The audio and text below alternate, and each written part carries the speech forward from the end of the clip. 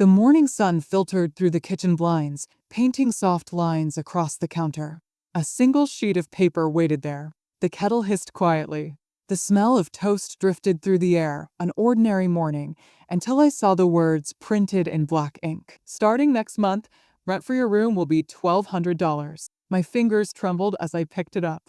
Rent. In my own son's house. For a long moment, I just stood there, watching the steam rise from my tea, listening to the ticking clock. My heartbeat filled the silence, counting down to something I didn't want to face. He came downstairs a few minutes later, tie knotted, briefcase in hand, looking every bit the man the world had taught him to be. Composed, practical, distant. "Morning, Mom," he said, without looking at me.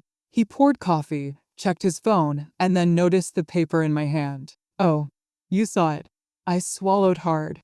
"You mean the rent notice?" He nodded. "Yeah, I just think it's fair. You've been here a while, and bills are high. I've got responsibilities now." Responsibilities. That word stung worse than the number on the page. I wanted to remind him of the nights I stayed awake when he was sick. The years I worked double shifts so he could have a future. The dreams I gave up so his could live. But I didn't. I just smiled, a small, tired smile, and folded the paper neatly in half. "I understand," I said softly. He looked almost relieved, mistaking my quiet for agreement. "It's just temporary, Mom. Until we figure things out." "Of course," I whispered, though the words tasted like ash. When he left for work, the house fell silent again. I stood there a long while, tracing the faint ring his coffee mug had left on the counter. In that small circle, I saw the truth. Somewhere along the way, love had turned into an invoice. I slipped the paper into my apron pocket, put away the dishes, and told myself I wasn't angry. Just tired. Tired of being treated like a guest in the home I helped him build. That night, as I lay in bed, I stared at the ceiling and made a quiet promise to myself. If love had become a transaction, it was time to take my heart elsewhere.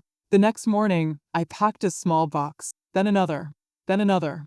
Each fold of fabric, each sealed lid felt like a goodbye I hadn't planned to say. The air in the room was heavy, thick with silence, and the faint smell of coffee that no longer felt like home. He didn't notice. Not at first. He was in his own world, spreadsheets, deadlines, phone calls. Every time I tried to speak, his words were already running ahead of mine. I stopped trying. By the third day, my room was almost empty.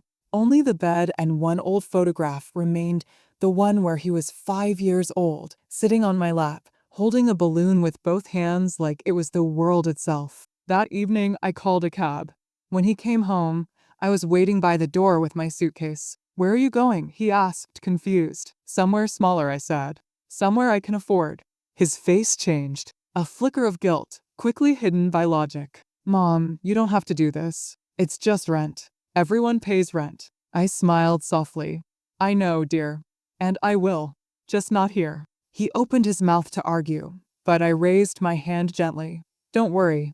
You've taught me something important. That comfort without respect is just another kind of debt." He said nothing, just stood there, frozen in the doorway, as I stepped past him into the night. The cab driver helped me with my bags. I looked back once. The house looked smaller than I remembered, not because it had changed, but because I finally saw it for what it was. As the cab pulled away, I whispered to myself, "This isn't leaving. It's returning to myself." My new apartment was small. One room, one window, one chair. But it was mine. I unpacked my clothes, made tea in a chipped mug, and sat by the window. Outside, the city buzzed quietly. No one knocking on my door. No one asking for bills or space or silence. For the first time in years, I could hear myself breathe. That night, I slept deeply, not because I was tired, but because the air finally belonged to me. Days passed quietly in my small apartment. I learned the rhythm of the street, the sound of buses groaning to a stop, the chatter of neighbors in the hallway, the hum of the refrigerator at night. Every sound reminded me I was free but alone. I started working part-time at the library down the block. The scent of old paper and coffee was strangely comforting. Books didn't judge, they just waited. I liked that. Sometimes, in the stillness of the afternoon, I'd catch myself wondering if he missed me. Then I'd shake the thought away. People only miss what they value. And I wasn't sure I was on that list anymore. A week passed, then another. The ache of disappointment softened into something steadier, peace. My life had shrunk, yes, but it finally fit me. One evening, while I was making soup, my phone buzzed. Unknown number. I ignored it. Then it buzzed again. And again. When I finally checked, I saw the screen, 35 missed calls. All from him. My heart jumped. I hesitated, then pressed play on the first voicemail. Mom, it's me. Can you please call back? The second one sounded more desperate. Mom, please, I need to talk to you. It's important. By the fifth message, his voice cracked. Mom, I messed up. Please answer. I set the phone down on the counter and stared at it for a long time. The soup boiled over. I didn't even notice. When I finally called back, he answered instantly. Mom? Thank God. Are you okay? I'm fine, I said softly. Why so many calls? There was silence, then a slow, uneven breath. Jessica left, he said quietly. She took the baby and left a note. She said she can't live like this anymore. I came home and everything was gone. I closed my eyes. The pain in his voice was real, raw, breaking. But beneath it was something else. Understanding. Mom, he whispered, I think I finally know how you felt. The words hung in the air, trembling like glass. For the first time, he didn't sound like a man explaining himself. He sounded like a boy, the same boy who used to crawl into my bed after a nightmare. I'm sorry, he said. I didn't see what I was doing until I lost everything. Tears welled in my eyes, not from sadness, but from relief. Life had given him a lesson I never could. Come by tomorrow, I said quietly. We'll talk. He agreed. His voice broke again, this time softer. Thank you, Mom. When the call ended, I looked out the window. The city lights flickered like tiny promises. Maybe some lessons are meant to hurt before they heal. The next morning, the sun rose through a thin veil of clouds, washing my little apartment in soft gold. I made 2 cups of tea, one for him, one for me. My hands trembled slightly as I set them on the table.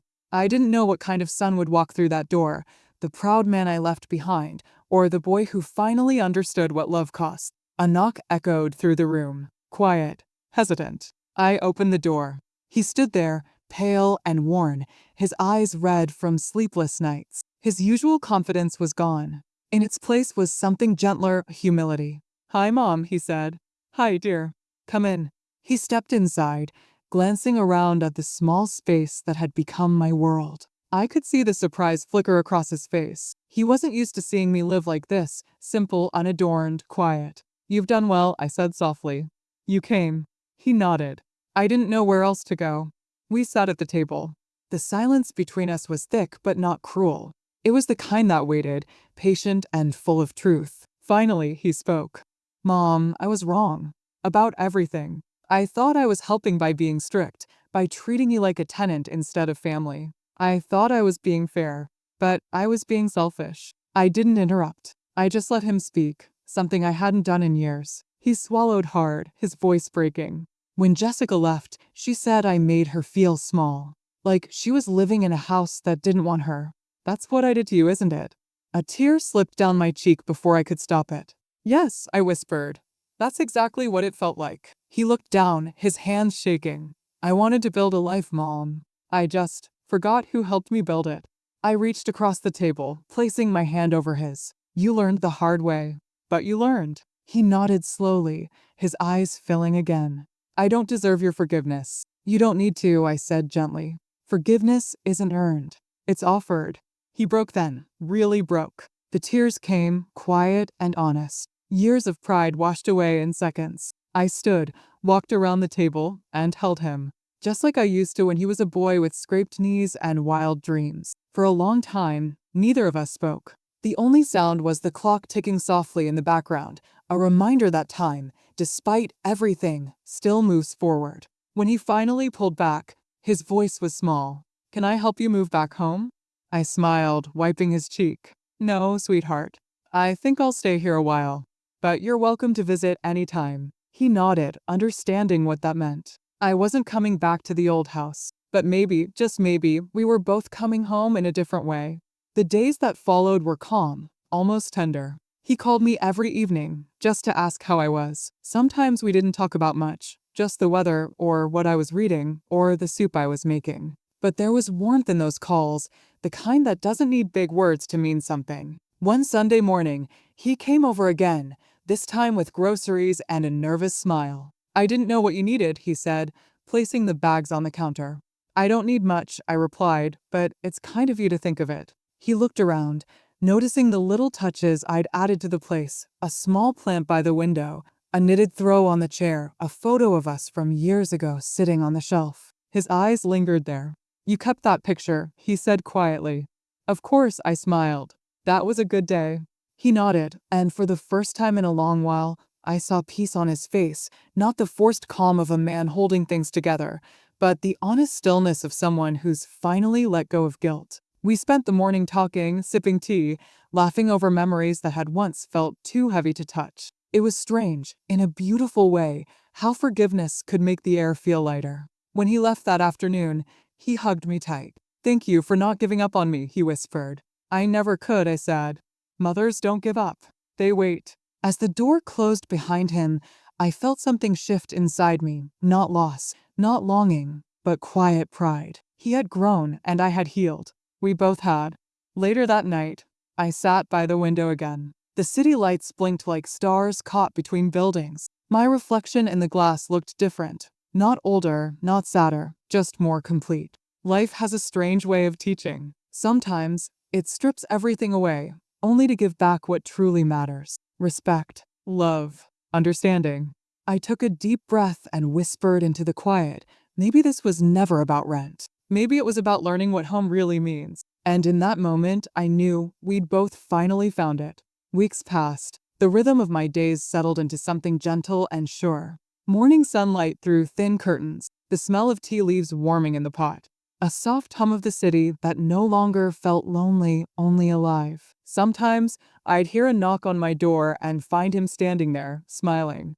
Not out of guilt this time, but love. He'd bring flowers, or groceries, or just himself. No explanations needed. We'd sit by the window, watching the world move, talking about small things, the kind of things that once felt too ordinary to matter. But now they did. He told me he'd started counseling, trying to be a better man. Not just for me, he said, but for my family. For my daughter. His daughter. My granddaughter. He promised to bring her next time. The thought filled my heart with something I hadn't felt in a long time, hope. A few days later, he arrived again, holding the tiny hand of a little girl with bright, curious eyes. She looked up at me and grinned. Grandma, she said, her voice soft but sure. I knelt down, tears catching in my throat. Yes, sweetheart. Grandma. She giggled and wrapped her arms around my neck. That simple touch, small and warm, felt like the world forgiving itself. My son watched quietly, his eyes shining. He didn't need to say anything. His silence said enough. Gratitude, love, renewal. Later that evening, after they left, I sat again by my window. The city lights flickered, the same as always, but they didn't feel distant anymore. They felt like a reflection of life itself, imperfect, unpredictable, but full of second chances. I thought about everything that had happened. The hurt, the distance, the healing. Every step had led to this, a place where love could finally breathe. I whispered to the quiet, sometimes. Losing each other is how we learn to find each other again. The wind stirred the curtains gently, carrying that thought out into the night. I smiled. Home, I realized, isn't a place. It's a moment when forgiveness replaces pride and love finds its way back home.